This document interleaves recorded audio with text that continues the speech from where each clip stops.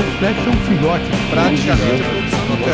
A falta de em relação depois, quando o preço do petróleo voltou a cair.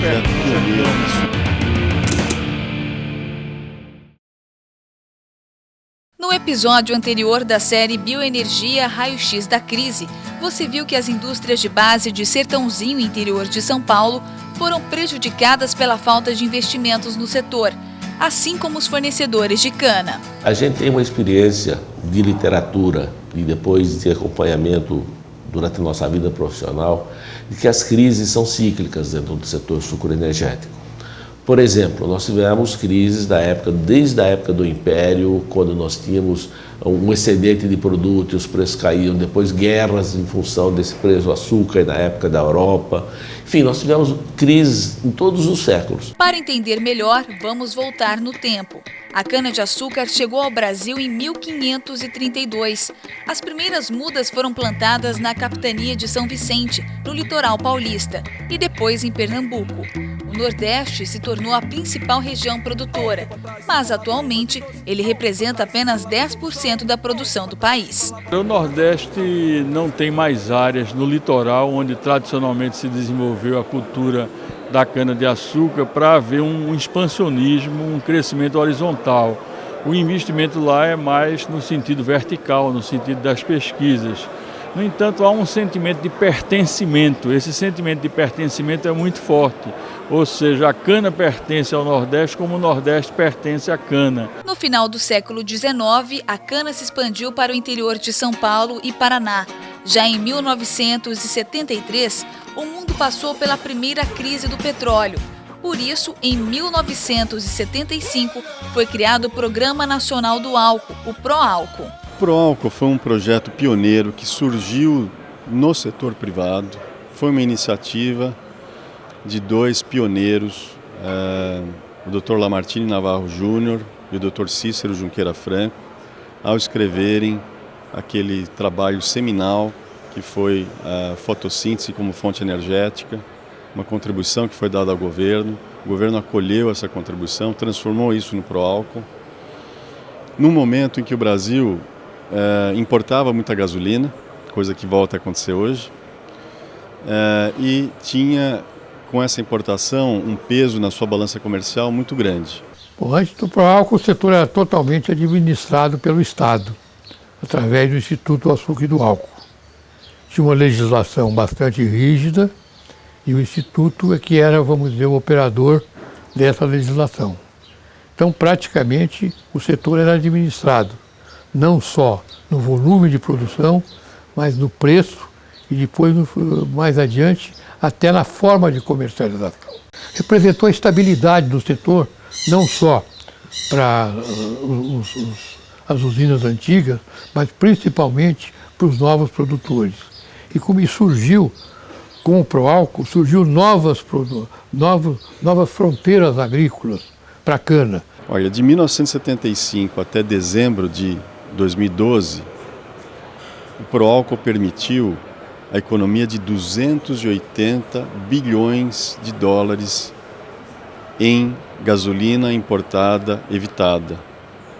280 bilhões. 75% das reservas brasileiras advieram, na verdade, da economia de gasolina pelo álcool. Poucas pessoas sabem disso. Isso precisa ser reconhecido. Anos depois, quando o preço do petróleo voltou a cair e, segundo os especialistas, o governo parou de incentivar o setor, o PROÁLCOL enfrentou várias crises. Em 2003, com o advento do carro flex, é que o etanol reconquistou os consumidores. O carro flex é um filhote do PROÁLCOL.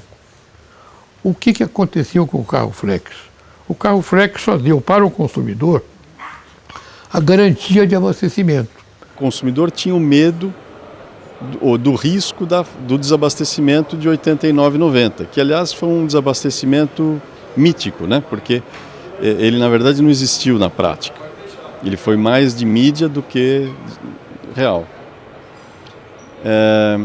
Tinha álcool em Ribeirão Preto à vontade, tinha álcool à vontade em Presidente Prudente, né?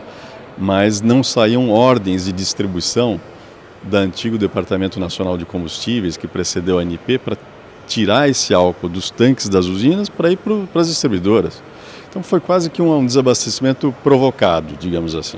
O carro flex movimentou o setor, que viu uma nova possibilidade de voltar a crescer.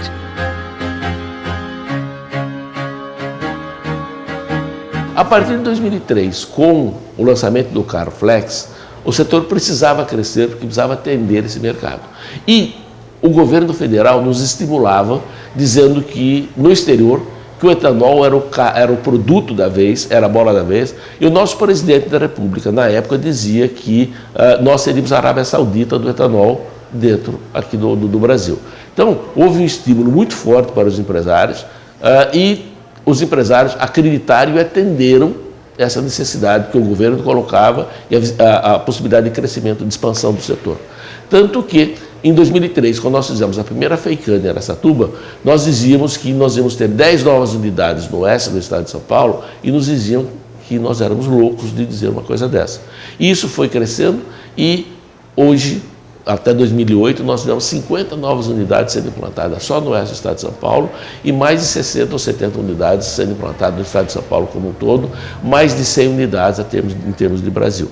Entusiasmado com o crescimento acelerado do setor, o presidente Lula passou a carregar a bandeira do etanol. Quando o americano estiver dependente do álcool da cana, ele vai perceber que o milho é para encher o papo de galinha e a cana é para produzir açúcar e álcool. Numa campanha de marketing, passou a chamá-lo de combustível verde-amarelo. No primeiro mandato Lula, né? No segundo mandato Lula já aderiu ao petróleo, né? Lembra que no primeiro mandato realmente o Brasil ia ser a Arábia Saudita verde.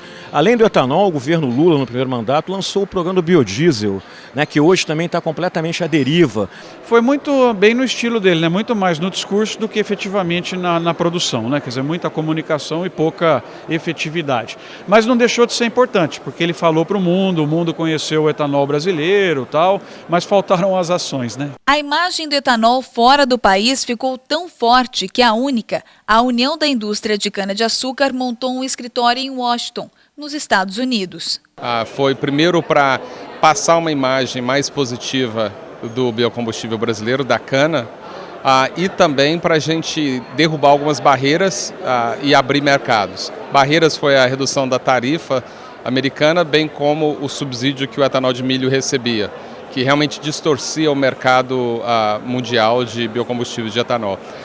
E no caso de abrir mercados, a gente realmente achou uma vantagem para o etanol de cana, foi o reconhecimento pela Agência Ambiental Americana, de sigla EPA, né, que reconheceu a redução de gás de efeito estufa da cana, que é, de acordo com o governo americano, 61%. Nós aqui no Brasil sabemos que a conta é um pouco melhor, mas isso já está bom demais e já criou uma enorme demanda adicional de produto brasileiro lá nos Estados Unidos. No próximo episódio da série Bioenergia Raio-X da Crise, você vai ver que o governo, mais uma vez, parou de incentivar o setor e que o etanol virou coadjuvante na era pré-sal.